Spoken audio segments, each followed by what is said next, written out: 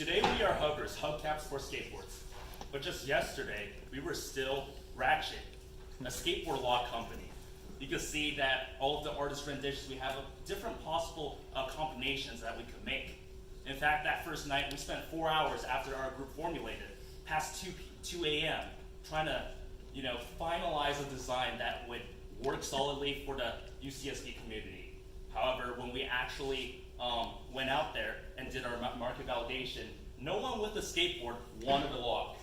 The reason being is because they would much rather conveniently put their skateboard across the wall right there rather than having to fumble with a lock and find a bike rack. So, what we did glean is the fact that, hey, there are some problems with skateboards. Primarily, first, bad weather conditions, and second, cops.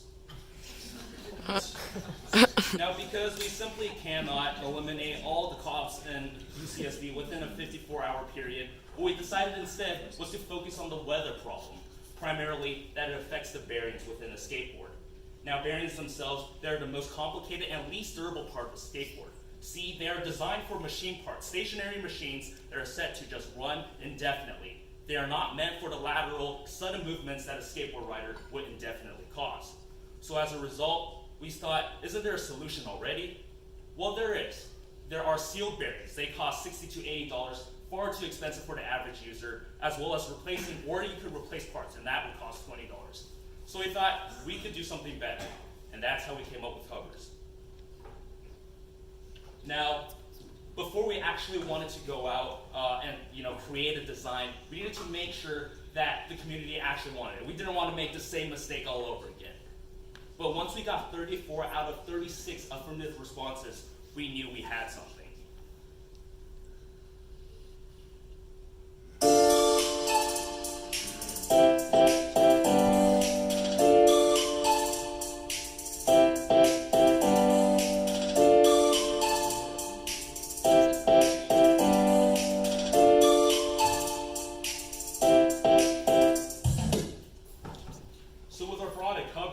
Not only can you keep your skateboard bearings, increase the longevity of them, but it adds a fun factor as well. They're weather resistant, they're durable, and we plan to make them out of recyclable, biodegradable materials as well.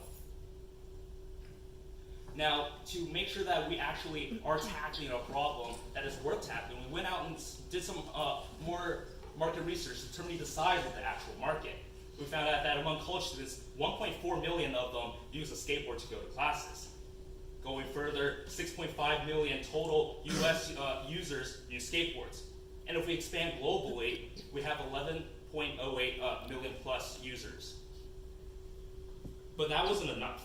Now that we know that it is a tangible market, we sought to do pre-orders. And we actually got 87 pre-orders since last night. That itself translates to $261 in total revenue. Now, what we plan to embark on in accruing more revenue is using influencers, influencer marketing, Facebook ads, and referrals. And besides that, what we also have, we completed filling out a provisional patent that we seek to file out in the future. We have a website intact, as well as social media platforms so that the local community can find us. Moving forward, we plan to scale with the revenue that we originally accrued through those channels. And with that being said, we hope to be successful.